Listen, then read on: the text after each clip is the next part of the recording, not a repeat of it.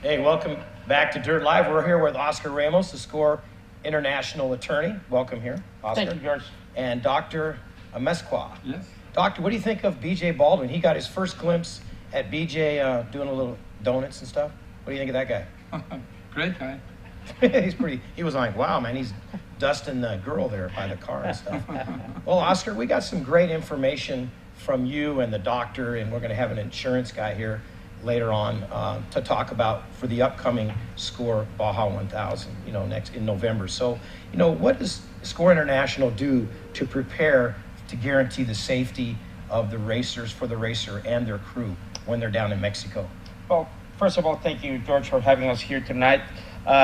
SCORE International goes through a very, very deep research and negotiation with different authorities from federal, state, and municipal levels in Mexico prior to a race. We start about 8 months prior to every race, negotiating with them. We have to do environmental reports and a lot of things that needs to be done prior to an event. But most importantly, in a continuous effort to provide the racers and the crews with much, much better safety and security during the pre-run and during the race itself. We execute a contract with the city of Ensenada.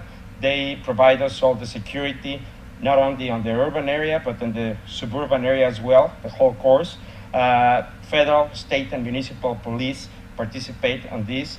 The Mexican Army, the Mexican Navy, it's a real army of personnel that has to be well coordinated to provide the racers a safe course. We really have to thank the governor of the state, the Secretary of Tourism, and the mayor, because they put all this coordination to provide SCORE International and the racers with a safe course. During the race, so if a racer gets in an accident, what does he need to do? We need to explain to these guys in case of an accident. That is very important. We all go down and are very excited about having a fun race and being fast, but sometimes we don't think about what happens if I'm involved in an accident. First of all, report it as soon as possible via the Weatherman channel, which is 151.625, or to any SCORE official available via cell phone or sat phone.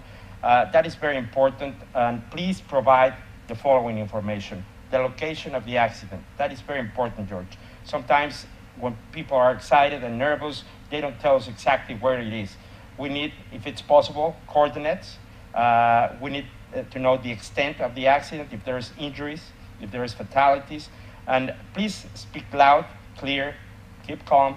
It's very important for us to be able to have all that information so we can dispatch the proper medical rescue and emergency rescue. So it's important that stay there if there's injuries or fatalities. Don't leave the scene of the accident, even if it's during the pre-run or during the race. That will make the things worse for investigation purposes and things like that. One thing that is very important is contact your insurance adjuster. Later in the show, we're going to have a representative from Qualitas Insurance Company who will explain us in detail what needs to be done in terms of which number to call and what information you have to have. Something that is very important is that during the pre-run and at the race, always carry your driver's license. We need to have that in case you are involved in an accident. The police officers need to see that. And also during the race, carry your passports. It's very important. Knock on wood, but if in case you have to be transported, flown to the States, U.S. Customs and Border Protection needs to see your documents, your passport. So it's very important to have passport and driver's license at all times. That's a good point, because I know a lot of times when I've been down there, a lot of people leave their passport maybe at the hotel, lock it up in the safe, and that's a good point. And I know, talking to Rick L. Johnson, who we're going to have on next week and talk about his accident down in Baja, him and his wife, and he did point out that was one of the things. Yeah. Take your passport wherever you go. Well, Oscar, how many different agencies participate in the race? Well, it's amazing. We have to talk to Customs, obviously. We need to bring all the vehicles and tools and parts across the border. Immigration. You go from federal, state, and municipal authorities like police, the Department of Health, it's communications and transportation. So there's a lot of people behind the stage that they don't show up too much, but we really need to thank them because this is a coordinated effort that makes a big show happen and happening successfully. Awesome. Well, Doctor, welcome to the show also. And, you Thank you very know, much I for really the respect you as a former paramedic. I mean, definitely, you guys do a great job. And let's talk a little bit about what you do before I ask you a couple questions. You're the main doctor down in Mexico there, in Baja. Well, yeah, I'm medical director of Hospital Angeles in Tijuana. This institution with 24 hospitals along the country. And we have all kinds of specialties. Trauma doctors and surgery, orthopedics. Actually, Mr. Roger Norman visited the facilities last year, and I think he was very pleased with what we can offer. Yes. Great. And well, it's very important for us to offer the best technology for injured people.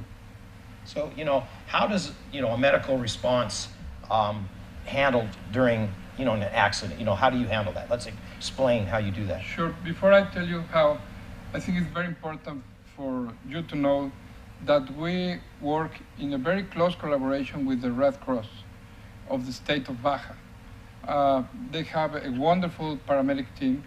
They have like 50 paramedics, 10 ambulance, 9 rescue trucks. So they are all along the race, the Baja 1000 in this case, because for us it would be impossible to be in every place all the time. So we are 2 doctors, Dr. Jeff Grange, which is the director of this trauma hospital in LA, and myself from Angeles Hospital. So when something happened, the first in the place are the paramedics. And depending on the injury and depending on the accident, if they can take care of the injured racer, fine, they will do it. If we have to go there, we can go by land, in an ambulance, in a car, or in a chopper. All depends what the problem is and how far of the accident we are. Because this Baja 1000, they can be in San Felipe, or they can be in Ensenada, or in the whatever, in the middle of the desert. So we have to get there, evaluate the patient, and then decide if the patient has to go to Belmar Hospital in Ensenada, or the patient has to be transported to the airport in Ensenada, and then if it's an American citizen, they can decide if go back to US, to Mercy Hospital, or to Angeles Hospital in Tijuana. If it's a Mexican racer, it's the same thing, stay in Belmar if it's not a bad injury, or if it's something more serious, they come down to Angeles Hospital. So that's the way we coordinate everything with the Red Cross. The Red Cross has a wonderful truck with monitors and all kind of technology to follow the full race 24 hours.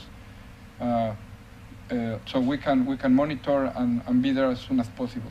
The chopper in Mexico can fly only during the day, daylight. It's prohibited to fly during the night. But we move cars or ambulance to the scene of the accident. You know, you kind of answered the second question, was kind of like, how do you determine where, you know, which response and where they're going to go? So, like, say a guy is injured in San Felipe, they'll take him to the hospital if it's a minor injury, and then you'll determine whether you need to take him to a major hospital. Yeah, that's very important, the evaluation. As I said, first the paramedics, and then they call us, and then we have to go there and decide if it's something that can be resolved there or transferred to one of the hospitals, depending on the lesions of the patient, the injured, how serious those are. And well, we have all kind of injured, or the accidents can be very, very difficult to resolve there, or could be minor injuries. So you can imagine. Yeah, so, you know, we've got a lot of people watching out there, so maybe we could explain, if they run across somebody that's injured, we don't want them just picking them up and throwing them in a pickup truck. We want to get them, like Oscar talked earlier, there's radio communication, there's plenty of that we can get through the weatherman, and we want to wait till the medical help gets there. Yeah, that's very important, and most of the racers know that it's better to stay there, not to move in this case the patient for me, you know, especially if some back injuries, it's better not to move the injured racer, and the paramedics will arrive as soon as possible, and then we will be there as well as soon as possible and decide what to do. The paramedics are very well trained. I'm very, very impressed with the training of these paramedics. As I said, there are around 50 paramedics, Wow. and they have all these qualifications with the special Credentials. credentials. The doctors, we all have the ATLS, the Advanced Trauma Life Support Training, which is specialized for this kind of injuries, you know. And we have at Angeles Hospital on call the trauma surgeons just in case we need them, 24 hours during the race. And I know, down at San Felipe, we had the big mobile command center, and it was incredible. That first time I got to see that. That's bigger than anything I've ever seen, in the United States. That's definitely a beautiful deal down there in Mexico. So yeah, the Red Cross makes a wonderful, wonderful job. So really, people need to know that, make sure, bring that passport, have your driver's license, like Oscar said, and anything else you can think they need to maybe get some first aid kits, maybe have some first aid kits with them, just in case. Well, yeah, that's always good. Yeah, definitely. First aid is You never know. Sometimes, yeah, sometimes it could save your life. Well, it looks like you're going to be a busy guy at the 1,000. We're actually very busy. You're always busy. Yeah, that's true.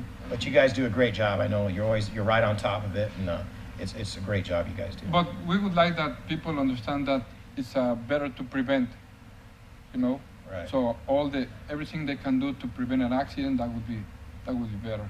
Yeah, and driving having up an and down the accident. highways and be safe. Just think about you want to make it home.